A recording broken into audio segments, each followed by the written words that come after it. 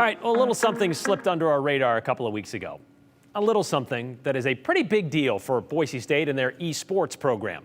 Dare I say, a more dominant program than their football counterparts.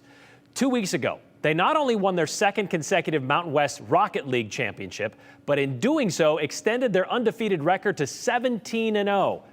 Beat that, Coach Avalos. But that's not all. A week before that push to perfection, the entire program earned an even bigger recognition. A Tempest Award for the best collegiate esports program in the entire country. What is that? Well, it's something that is awarded each year to shine a spotlight on innovation driving the competitive gaming industry. I know, I had to look it up too. Anyway, accepting the award for the Broncos, the man who started the program just 5 years ago, Dr. Chris, or Doc, Haskell. Every group in this room is a small collection of really hardworking people. Nobody has the staff they need or the time that they need, and it reminds me, a group of people was called together, a very small group, to move a grand piano about the size of any one of these tables. They weren't strong enough to do it. None of them were individually strong, but one wise one said, okay, just spread out evenly and lift where you stand. And every one of these tables, every one of these groups is like our little group at Boise State or at Hawaii or at Clark University. Shifty, you're a superstar. And we all have to lift where we stand. We're able to do things that we shouldn't be able to do with the small groups that we have. Kind of sums it up for them, doesn't it? Small groups that they have moving big things. Well, the Bronco esports team has been moving grand pianos for years. As we found out years ago, when we too were wondering, what is Rocket League, or even Overwatch, anyway?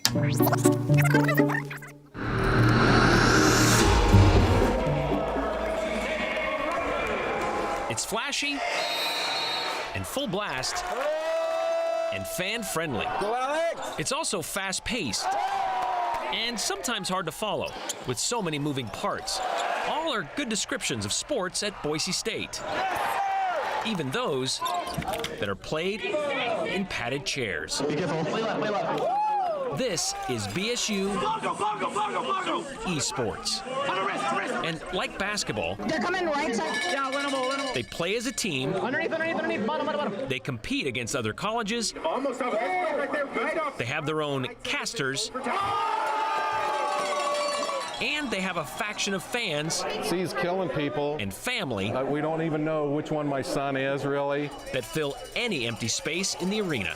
So yeah, it's pretty much same scene, just different diversion. The only difference in esports is really just the E. Well, there it is. That may be a bold statement, but not necessarily an overstatement.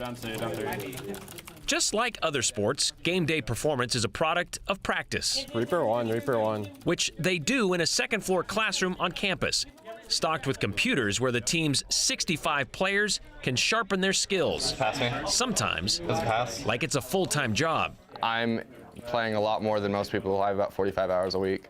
Only 20 of those hours are spent here since, just like other varsity sports, instruction time is limited. Reaper up top. What hasn't been limited, Try to call after shatter too. the progress of the program. It's pretty crazy how much it's grown in the past few years. And I discovered very quickly In 2016, Dr. Chris Haskell was doing some research on gaming. that esports was about to explode and that we had this kind of generational opportunity to be the first. That September, 24 student athletes showed up and showed an interest in getting a gaming team going. You're going to school for gaming? What? How do you do that? Senior Madison Benge, or Nerdy Bird as she's known on the screen, was one of the originals. At that time, there were only 7 other varsity esports teams across the country. Today, there are more than 170 member schools in the National Association of Collegiate Esports. So how does Boise State fit in that field? We're really good at some of these games. Let's put it this way.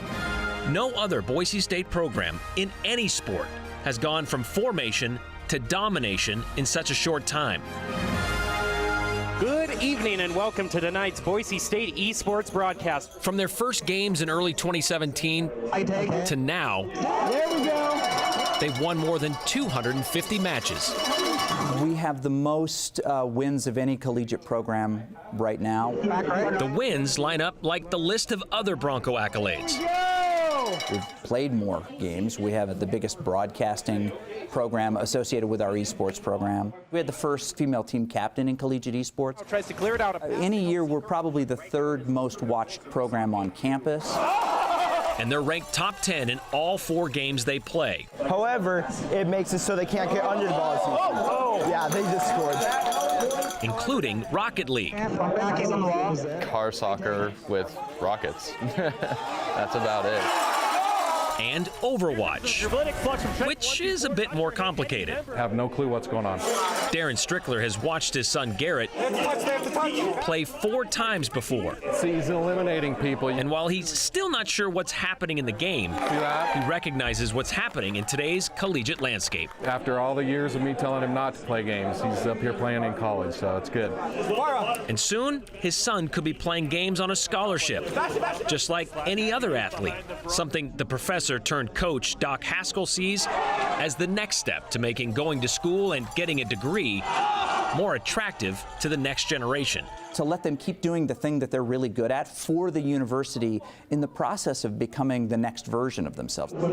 That's collegiate athletics. So, is it sports? Debatable. What isn't? The fact that esports aren't going anywhere, and they're likely going to get more popular.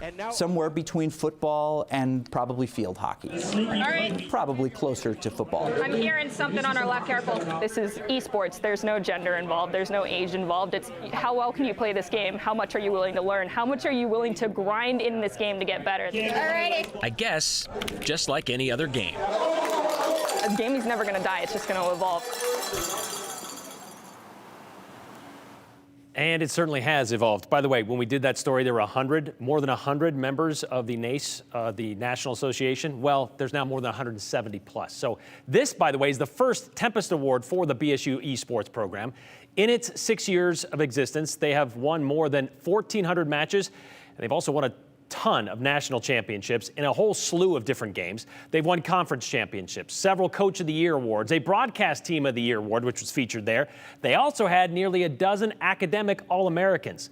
So their trophy case is getting pretty full. And yes, they do offer scholarships now. By the way, besides that conference championship, the Broncos are going to play in the national championships coming up this Saturday in Philly against UT Dallas. And you can follow them on Twitch. They have a match, again, like I said, coming up this Saturday in Philly.